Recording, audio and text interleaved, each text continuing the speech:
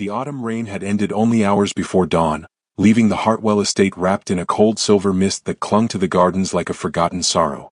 Wet leaves glittered beneath the gray morning sky, and servants hurried through the grand house carrying flowers, ribbons, and polished silver trays. Every corridor hummed with excitement. Every room seemed to anticipate something important. Yet Genevieve Hartwell moved through the bustle like a ghost. No one noticed her. They never did. At 26 years old, Genevieve had spent her entire life standing beside brighter people, louder people, more admired people.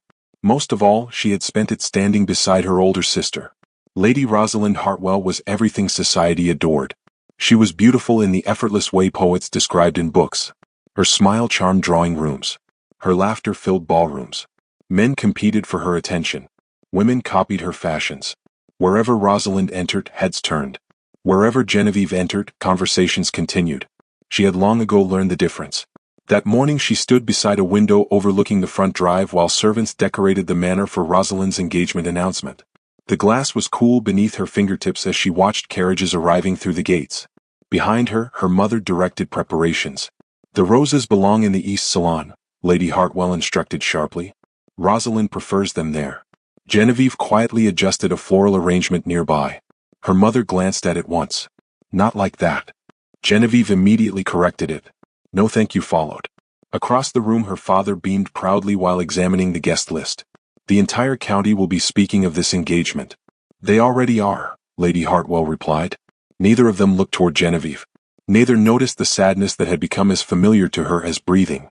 Years earlier such moments had hurt. Now they merely confirmed what she already knew. Rosalind was loved. Genevieve was useful. Nothing more.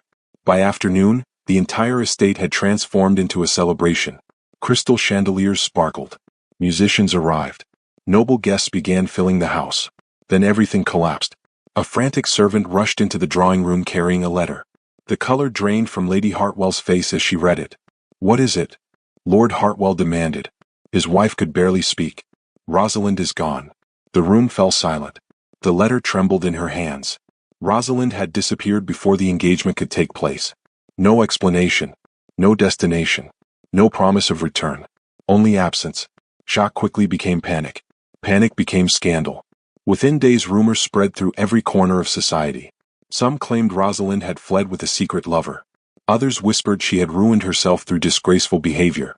The cruelest stories became the most popular. Invitations vanished. Friends became strangers. The Hartwell family name, once admired, became entertainment. Genevieve watched the destruction unfold from the edges of every room. No one asked how she felt. No one wondered whether she missed her sister. No one noticed that she spent sleepless nights worrying about Rosalind's safety. Instead, her parents focused entirely on preserving what remained of their reputation. One evening they summoned her to the library. The fire crackled softly between them. Lord Hartwell sat behind his desk while Lady Hartwell stared toward the window. Genevieve immediately sensed something was wrong. Her father folded his hands. "You must travel to Blackwood Manor." She blinked. "To the Duke?" "Yes." Confusion flickered across her face. "Why?" Her mother's answer arrived instantly. Someone must apologize. The realization settled heavily inside her chest. Not someone. Her. Rosalind had vanished. The family reputation was collapsing. And now they were sending Genevieve to face the consequences. "You wish me to repair this?" she asked quietly. Her father avoided her eyes. "The Blackwoods deserve an explanation." "I have none." "Then offer sympathy." The conversation felt strangely distant, as though she were watching another woman endure it. No concern appeared in their expressions. No hesitation. No apology. They were sacrificing the daughter who mattered least. For the first time in years, something inside Genevieve cracked. Not loudly. Not dramatically. Simply enough for her to finally understand the truth. If she disappeared tomorrow, this house would continue exactly as before. The realization hurt less than it should have. Perhaps because she had always known it. 2 mornings later she stood beside a carriage carrying a single suitcase. No farewell breakfast had been arranged. No embraces waited at the door. Rosalind's portrait still occupied the grand staircase while Genevieve prepared to leave through the servants' entrance. Lady Hartwell offered a brief nod. "Try not to embarrass us." Lord Hartwell merely returned to his paperwork. Genevieve climbed into the carriage without another word. The journey to Blackwood Manor lasted most of the day. As miles passed beneath the wheels, she felt something unexpected. Relief. For the first time in her life, Nobody expected her to stand behind Rosalind. Nobody compared her. Nobody ignored her. The feeling was lonely, yet strangely freeing. By sunset, the towering silhouette of Blackwood Manor emerged against a golden sky. Ancient stone walls rose above sprawling gardens. Tall windows reflected the fading light. The estate looked less like a home and more like a kingdom. Genevieve suddenly wondered what sort of man Duke Adrian Blackwood truly was. Society described him as respected, reserved, distant. A widower devoted entirely to his children. The carriage stopped before the entrance. Servants appeared immediately. Their curious expressions told her the rumors had arrived before she had. Several exchanged knowing glances. One whispered something that made another smirk. Genevieve lowered her eyes. Humiliation followed her all the way to the front steps. Inside, the manor felt enormous, beautiful, cold. A footman carried her suitcase away while servants quietly judged the woman sent to apologize for another person's scandal. Genevieve forced herself to remain composed. She would endure this. She always had. Hours later, unable to bear the stairs any longer, she slipped outside into the fading evening. The gardens glowed beneath the last light of sunset. For the first time all day, she allowed herself to sit alone. The tears she had been holding back finally gathered. She blinked them away before they could fall. Then a tiny hand slipped into hers. Startled, Genevieve looked down. A little girl with chestnut curls stood beside her. Nearby, two boys watched curiously from behind a hedge. The child studied her with heartbreaking seriousness. Then she squeezed Genevieve's hand and smiled. "You look like someone who needs a family." And for the first time since arriving, Genevieve realized she was not the only lonely person at Blackwood Manor. Genevieve intended to leave Blackwood Manor as quickly as possible. That resolve survived exactly one morning. She awoke in the guest chamber assigned to her and spent several minutes staring at the unfamiliar ceiling, reminding herself why she had come. She was not a guest. She was not family. She was merely a representative of a disgraced household sent to offer apologies no one truly wanted. The thought should have strengthened her determination. Instead, she found herself thinking about a little girl with chestnut curls and startlingly kind eyes. When she entered the breakfast room later that morning, Lydia was already waiting. The child brightened instantly. "You came." Genevieve smiled despite herself. "I said I would." Lydia looked relieved enough to suggest she had feared otherwise. The two boys seated nearby exchanged glances. The eldest rose politely. "Edmund Blackwood." His voice carried a maturity unusual for 13 years. Genevieve immediately noticed the careful way he watched everything around him. Nothing escaped his attention. Beside him sat Julian, whose eyes sparkled with mischief. Julian Blackwood. His grin appeared effortless. Yet when he spoke, a slight hesitation interrupted the words. A stutter. Tiny but unmistakable. Julian's expression immediately hardened, as though he expected judgment. Genevieve simply nodded. "It is lovely to meet you both."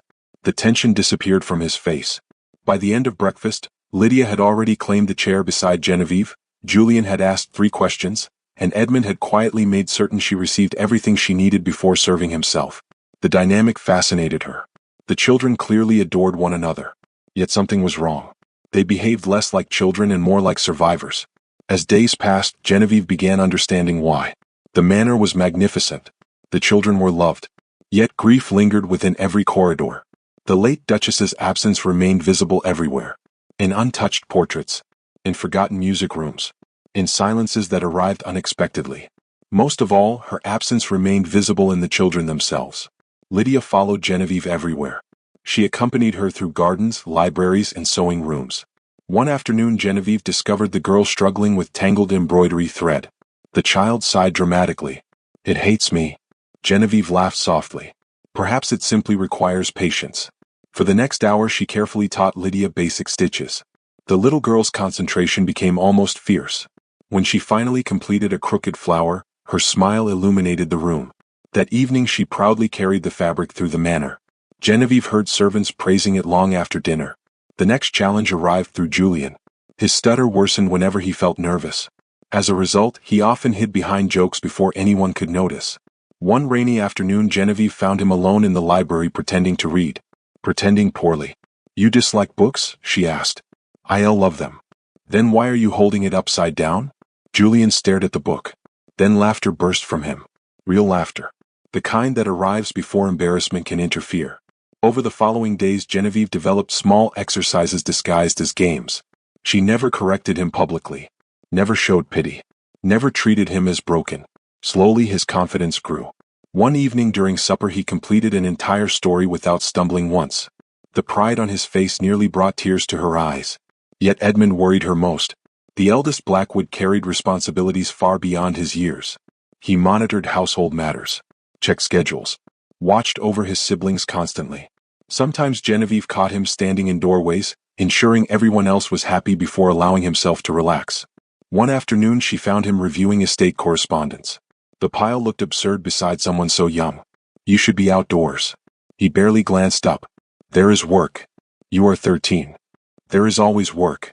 The answer sounded painfully familiar. Genevieve gently removed the papers. For several seconds he appeared genuinely alarmed. Then she handed him a football resting nearby. "You have exactly 1 hour to remember your age." To her astonishment, he obeyed. She later watched him racing across the lawn with Julian. The joy on his face looked almost unfamiliar. As the weeks passed, something remarkable happened. The atmosphere inside Blackwood Manor changed. Laughter echoed through hallways that had known only quiet. The children began eating meals eagerly instead of mechanically. Servants smiled more often. Even the gardens seemed brighter. Genevieve became the invisible center of the transformation. Not because she demanded attention, because she noticed people. She remembered preferences, listened carefully, offered kindness without expecting anything in return. The children responded with fierce affection. What she did not realize was that someone else had begun observing the changes. Duke Adrian Blackwood. Their interactions remained limited. He was courteous but distant, respectful but guarded. Genevieve rarely knew what he was thinking. Yet she frequently caught him watching. Sometimes from the far end of a corridor. Sometimes from a doorway. Always silently. One evening she stood beside Lydia near a drawing room window. Outside, Adrian had just returned from estate business. The children rushed toward him. Something unusual followed. Instead of reporting lessons or requesting favors, they excitedly described everything Genevieve had done that day. The Duke listened. Really listened. When Lydia proudly displayed her embroidery, Adrian's gaze shifted toward Genevieve. For a moment their eyes met. Warm gratitude flickered across his features before disappearing. The brief expression unsettled her far more than indifference would have. Days later Genevieve finally prepared to leave. Her purpose had been fulfilled. Remaining longer felt improper. The decision devastated the children. Lydia cried openly. Julian attempted negotiations. Even Edmund struggled to conceal his disappointment. Genevieve's own heart felt heavier than she expected. That evening she walked alone through a quiet corridor, trying to convince herself she was making the correct choice. As she passed the Duke's study, she noticed light beneath the door. Voices drifted from inside. The children. Curiosity made her pause. Then she heard Adrian speak. "What exactly is this?" Silence followed. Several nervous seconds passed. Finally Julian answered. "It wasn't supposed to be found." Genevieve moved closer. Paper rustled. Lydia gasped dramatically. Edmund muttered something about hiding places. Then Adrian's voice softened. He was reading. Slowly. Carefully. Genevieve could not see the pages. But she heard enough. Reason number 14, she makes Lydia stop crying. Reason number 27, Julian talks better around her. Reason number 39, Edmund laughs again. A lump formed in Genevieve's throat. Inside the study, silence stretched. Then Adrian turned another page. And another. And another. The children had filled an entire notebook. Its title was simple. Reasons Miss Genevieve Must Become Our Mother. And judging by the stunned silence that followed, the Duke had only just begun reading. The notebook should have embarrassed Genevieve. Instead it haunted her. For 3 days she could think of little else. Every time she passed Lydia in a corridor, every time Julian proudly shared a story without stumbling over his words, every time Edmund remembered to laugh before remembering to worry, she thought about the pages hidden inside that notebook. Reasons Miss Genevieve Must Become Our Mother. The title alone felt impossible. No one had ever chosen her first. No one had ever looked at her and decided she was enough. The children had done both. That realization made leaving Blackwood Manor far more difficult than she wished to admit. Yet another concern had begun growing quietly beneath her happiness. The scandal. The more Genevieve reflected upon Rosalind's disappearance, the less sense it made. Her sister had always cared deeply about family reputation. Rosalind loved admiration perhaps too much, but she was not reckless. She would never vanish without explanation. She would never destroy her future willingly. Most importantly, she would never abandon Genevieve. The conviction settled deeper with each passing day. Something about the story was wrong. One rainy afternoon she sat in the manor library reviewing newspapers published during the weeks following Rosalind's disappearance. The reports contradicted one another. One article claimed Rosalind had fled the country. Another insisted she had been seen in London. A third alleged she had escaped with a married nobleman. The details shifted constantly. Only the scandal remained consistent. It felt manufactured, as though someone had cared less about truth than creating chaos. The thought refused to leave her. That evening she mentioned her concerns to Duke Adrian. They stood beside a drawing-room fireplace while the children played nearby. "I do not believe my sister caused this scandal." Adrian studied her carefully. "Why?" "Because nothing fits." She explained the inconsistencies, the conflicting reports, the strange timelines, the missing evidence. The Duke listened without interruption. When she finished, he stared into the flames for several moments. Then he nodded. "I have noticed similar problems." Genevieve blinked. "You have." The accusations always seemed unusually convenient. For the first time, someone was taking her suspicions seriously. Something warm stirred inside her chest. Not relief, partnership. The following days transformed into a quiet investigation. Together they examined correspondence, newspaper archives, and estate records connected to the scandal. The work created an unexpected intimacy between them. Hours passed unnoticed inside libraries and studies. Sometimes they debated theories. Sometimes they sat in companionable silence. Neither seemed eager to leave. One evening Genevieve discovered a bundle of old letters hidden inside a storage cabinet. At first they appeared ordinary. Then she noticed something strange. The handwriting varied subtly. Certain signatures looked unnatural. Several dates had been altered. Her pulse quickened. She immediately carried the documents to Adrian. The Duke spread them across his desk. Together they examined every page. The evidence was impossible to ignore. Some letters had been forged. Others had been intercepted before reaching their intended recipients. Someone had manipulated communication deliberately. Someone had wanted confusion. What if Rosalind never received important messages? Genevieve whispered. Adrian's expression darkened. Then she may have been trapped by lies. The possibility changed everything. Days later another discovery followed. A servant who had once worked for a neighboring estate quietly approached Genevieve. The woman appeared terrified. After considerable reassurance, she revealed a disturbing story. Months earlier she had overheard discussions involving large payments. Bribes. Money exchanged for rumors. Money exchanged for silence. Money exchanged for false witness statements. Genevieve felt cold despite the warmth of the room. The scandal was no accident. Someone had built it piece by piece. That realization gave their investigation new urgency. Meanwhile, the children noticed the growing tension. Lydia worried whenever Genevieve appeared troubled. Julian attempted increasingly absurd jokes to improve her mood. Edmund began helping gather information. The entire household seemed united by an invisible determination to uncover the truth. At the center of it all stood Adrian. His support never wavered.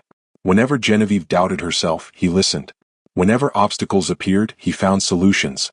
Their growing trust felt effortless. Dangerous perhaps, but effortless. One stormy evening everything changed.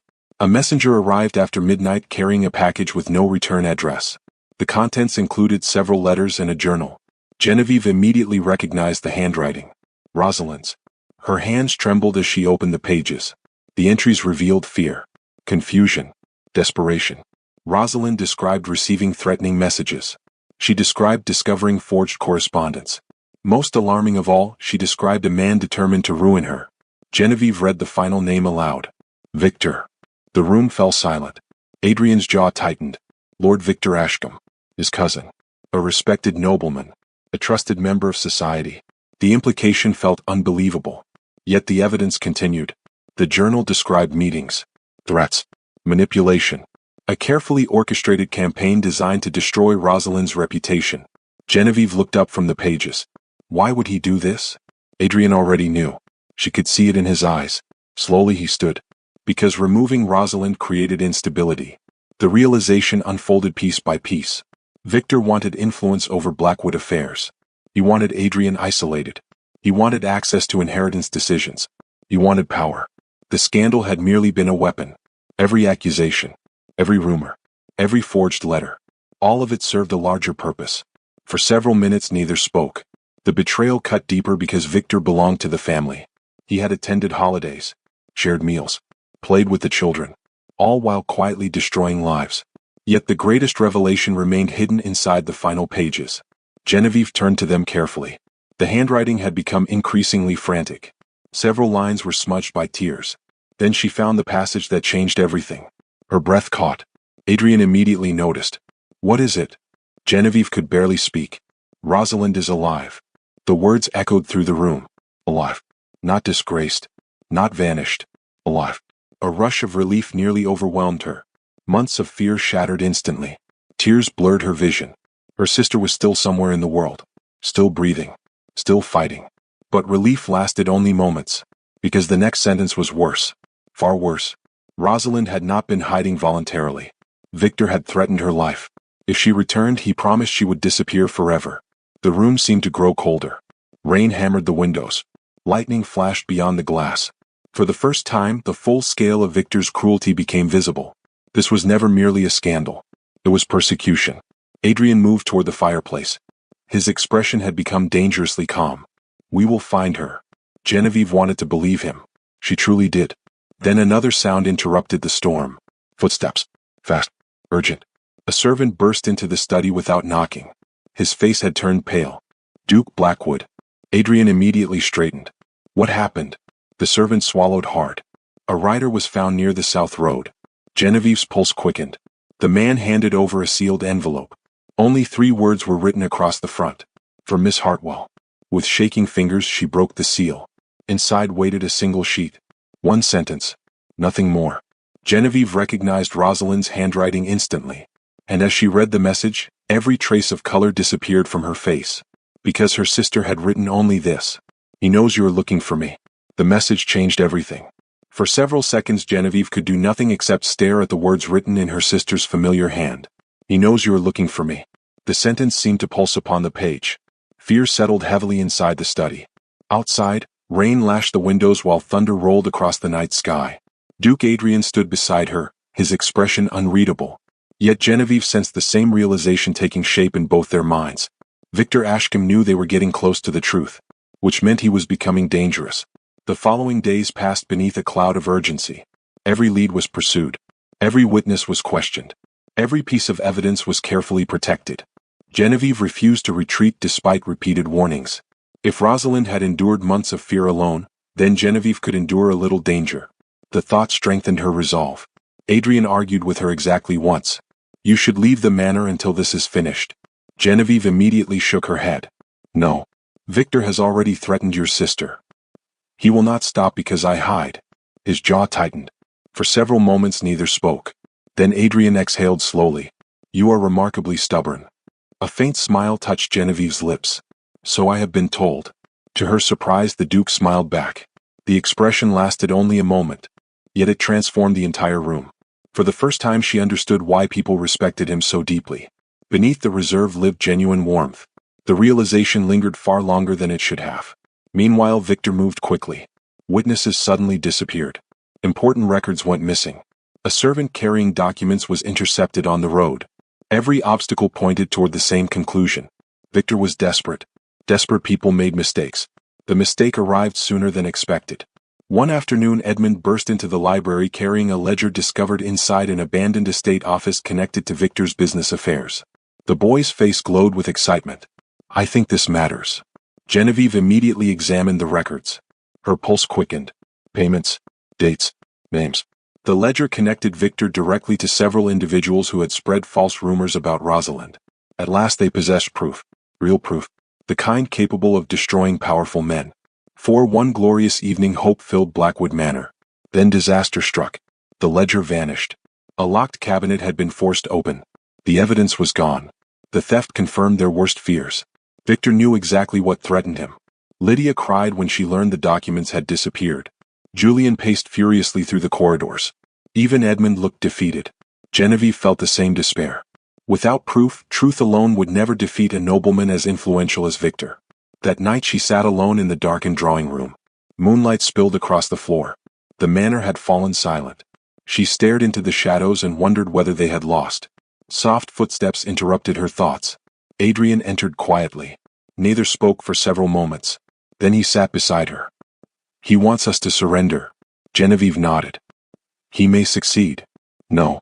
The certainty in his voice surprised her. She looked toward him. Adrian's gaze remained fixed upon the moonlit gardens. "You have spent your entire life being underestimated." She blinked. The observation felt unexpectedly personal. "You noticed that?" "I noticed many things." His eyes finally met hers. And Victor made the same mistake. For the first time since the theft, hope returned. Not because of evidence. Because someone believed in her. The following week brought the annual gathering of regional nobility. Hundreds would attend. Victor included. Genevieve made a decision that shocked everyone. She would expose him publicly. Even without the missing ledger. Even if society turned against her. Even if her own reputation was destroyed. The children immediately supported her. Adrian tried to persuade her to reconsider.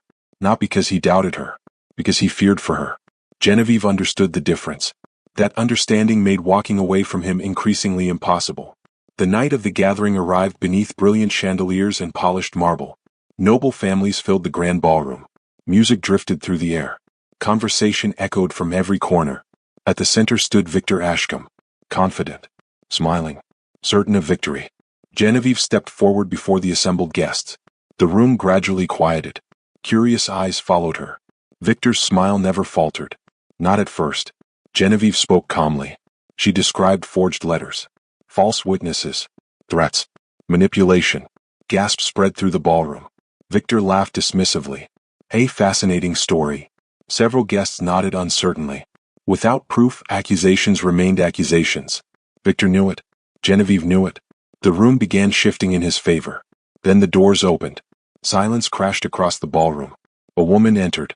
Travel-worn. Pale. Trembling. Yet unmistakable. Rosalind Hartwell. Shock rippled through the crowd. Genevieve's breath caught. For a moment she could only stare. Her sister was alive. Actually alive. Rosalind crossed the room with tears filling her eyes. Then she wrapped her arms around Genevieve. The embrace shattered months of fear. Neither sister could speak. Neither needed to. The ballroom watched in stunned silence. When Rosalind finally turned toward the crowd, her voice shook. But only briefly. Then courage replaced fear. She told them everything. The threats. The forged correspondence. The blackmail. The months spent hiding. One by one, other witnesses stepped forward. People Victor believed were too frightened to speak. People Genevieve had quietly encouraged. The truth spread through the ballroom like fire. Victor's confidence began crumbling. His smile disappeared. His explanations grew desperate. Then came the final blow. The stolen ledger. A magistrate entered carrying it. One of Victor's own associates had surrendered the evidence in exchange for protection. The records were authentic. Undeniable. Complete. Every crime stood exposed. The ballroom erupted. Some guests shouted. Others demanded arrests. Several turned their backs on Victor entirely. The man who had controlled the scandal suddenly stood alone. His power evaporated before everyone's eyes. The victory should have felt triumphant. Instead, Genevieve's attention remained fixed on Rosalind. The sister spoke privately afterward. Years of misunderstandings surfaced. Years of distance. Years of pain. Rosalind wept openly. "I never realized how often they chose me over you." Genevieve said nothing. There was nothing left to gain from bitterness. Their parents approached later. For the first time in her life, Genevieve saw genuine shame upon their faces. Her mother's voice trembled. "We were wrong." The words carried years of regret. They did not erase the past, but they mattered. Sometimes healing begins with truth. Victor was arrested before dawn. The scandal officially ended. Rosalind was cleared. The Hartwell name recovered. Blackwood Manor celebrated. The children celebrated even more. They spoke constantly about the future. A future they considered obvious. Everyone did. The servants. The villagers. Even Rosalind. They all believed Genevieve would soon become the Duchess. Only Genevieve understood the problem. The children deserved perfection. Adrian deserved someone extraordinary. Someone society would admire immediately. Not a woman sent to repair another person's mistakes. The realization grew stronger each day. And one quiet morning, before anyone could stop her, Genevieve packed the same suitcase she had carried when she first arrived. She left a letter behind. Then climbed into a waiting carriage. As Blackwood Manor disappeared beyond the hills, tears filled her eyes. Because for the first time in her life, she was not leaving a place where nobody wanted her. She was leaving the only home that ever truly had. 3 months passed. The world continued moving forward, yet Genevieve Hartwell often felt as though a part of her remained behind at Blackwood Manor. She settled in a quiet cottage several villages away and filled her days with useful work. She taught reading to children whose families could not afford tutors. She assisted elderly widows. She repaired clothing for those who needed help. From sunrise until evening she stayed busy, determined not to dwell on what she had left behind. It almost worked. Almost. Then the letters began arriving. The first came on a rainy Tuesday. The handwriting belonged to Lydia. Inside was a crooked drawing of Blackwood Manor beneath a bright yellow sun. A small figure stood beside the front door. Genevieve. At the bottom Lydia had written, "We still saved your seat at dinner." Genevieve cried before she finished reading. The second letter arrived the following day. Julian had written 3 pages describing a failed attempt to teach a duck how to follow commands. The story was ridiculous. It was also the longest piece of writing he had ever completed without avoiding difficult words. At the end he had added, "I only stutter a little now." Genevieve smiled through tears. Then came Edmund's letter. Unlike his siblings, he wrote with quiet sincerity. "The manor feels different without you. Father works later. Lydia keeps checking the front gate. Julian pretends he doesn't miss you. He is lying. I miss you too." The letters continued. Every day. Without fail. Sometimes they contained stories. Sometimes sketches. Sometimes pressed flowers. One envelope contained nothing except a note saying, "Father smiled today. Only once. But it happened." Another read, "Lydia refuses to let anyone sit in your chair." Another simply said, "Please come visit soon." Genevieve kept every letter. She stored them carefully inside a wooden box beside her bed. By the end of 3 months the box was overflowing. One evening she opened them all and spread them across the table. Dozens upon dozens of messages. Proof that somewhere in the world people were thinking about her. Missing her. Choosing her. The realization felt almost unbearable. The next morning she made a decision. She would visit. Only for a few days. Only long enough to see them. Nothing more. The journey back to Blackwood Manor felt strangely familiar. Golden summer sunlight bathed the countryside.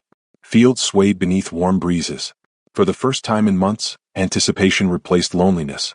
Yet when the manor finally appeared in the distance, Genevieve immediately sensed something unusual. Carriages lined the road. Dozens of them. Colorful banners fluttered in the breeze. Music drifted faintly across the fields. Her confusion deepened as the carriage approached. By the time she reached the estate gates, an entire crowd had gathered. Villagers, servants, children, families. Nearly everyone from the surrounding county seemed present. Genevieve stepped from the carriage in astonishment. The crowd immediately erupted into applause. She froze. What is happening? No one answered. Instead, smiling faces guided her toward the center of the estate. Her heart pounded. Then she saw them. Lydia came first. The little girl launched herself forward and nearly knocked Genevieve off her feet. Julian arrived seconds later. Edmund followed with far more dignity, though his smile betrayed his excitement. The reunion left all 4 of them laughing and crying simultaneously. For several moments nothing else existed. Only family. Because that was what they had become. When Genevieve finally looked up, she saw Adrian standing several yards away. His gaze never left her. Neither spoke. Neither needed to. Everything important seemed to exist quietly between them. Then Lydia grabbed Genevieve's hand. "Come see." The crowd parted. A path opened. Genevieve followed the children across the estate toward a section she had never visited before. The sight awaiting her stole her breath. A magnificent oak tree stood at the center of a newly landscaped courtyard. Its enormous branches stretched toward the summer sky. Beneath it stood a beautiful building constructed from warm stone and bright windows. Children played outside. Mothers sat on benches nearby. Laughter echoed across the grounds. A sign stood beside the entrance. Genevieve read the words slowly. Hartwell House. She stared at it, unable to speak, unable to understand. Lydia beamed proudly. Julian practically bounced with excitement. Edmund stepped forward. "We built it." Genevieve blinked. "What?" "Not by ourselves," Edmund admitted. "But everyone helped." Adrian approached quietly. "The project began shortly after you left." Genevieve looked from the building to the gathered crowd. Still confused. Still overwhelmed. Then the children explained. Hartwell House would provide shelter for orphaned children, support for abandoned mothers, education for families struggling to survive, a place where people who felt forgotten could begin again. Genevieve listened in stunned silence. Every detail reflected values she had spent months teaching the children. Kindness, dignity, compassion, belonging. The things she had always wished someone would offer her. Lydia tugged gently on her sleeve. "Come inside." The building was beautiful. Sunlit halls stretched in every direction. Fresh flowers decorated the windows. Children's artwork covered the walls. Room after room honored people who had shaped the project. Each carried a different name. Genevieve admired them all. Then she reached the largest room. A brass plaque hung beside the doorway. She read the inscription. The Genevieve Hartwell Hall. Her eyes widened. No. The children grinned. Yes. Emotion flooded through her so suddenly she could barely breathe. All her life she had watched others receive recognition. Others receive praise. Others receive love. Now an entire room bore her name. Not because of beauty. Not because of status. Because of kindness. Lydia stepped forward. Her voice was soft. Yet every person in the room heard her. You spent your whole life wishing someone would choose you. Tears immediately filled Genevieve's eyes. Julian continued. So we decided to choose you first. The room fell silent. Several people wiped tears away. Genevieve openly wept. For once she made no effort to hide it. Years of loneliness cracked apart beneath the weight of unconditional love. Then Adrian stepped forward carrying a leather folder. His expression was calm, though emotion burned behind his eyes. He handed her several documents. Genevieve opened them carefully. The words blurred through tears. She read them twice before understanding. Then a third time. Hartwell House belonged to her. Not as a guest. Not as an employee. Not as a visitor. As a founder. A guardian. A permanent member of its future. Her hands trembled. Adrian? His voice remained quiet. You already have a home here. The words settled deep inside her heart. For the first time in her life she truly believed them. Only after a long silence did Adrian speak again. Genevieve. She looked up. The crowd held its breath. The children looked dangerously excited. A faint smile touched Adrian's face. Now that you know you belong here, would you consider becoming my wife? The entire courtyard exploded before Genevieve could answer. Lydia squealed. Julian cheered. Edmund covered his face in embarrassment. Then came the greatest shock of all. Several villagers suddenly rolled out decorations. Musicians appeared. Flowers emerged from seemingly nowhere. Genevieve stared in confusion. Rosalind burst into laughter. Oh dear. What? Genevieve asked. Rosalind pointed toward the children. They already planned the wedding. The crowd erupted with laughter. Even Adrian looked defeated. Lydia nodded proudly. We planned everything. Julian grinned. Including the cake. Genevieve laughed so hard she cried. Then she looked at Adrian. The man who had believed her. Trusted her. Chosen her. The man whose children had healed parts of her heart she thought were broken forever. There was only one answer. Yes. The celebration that followed became legendary throughout the county. Months later Rosalind married a kind gentleman who loved her for exactly who she was.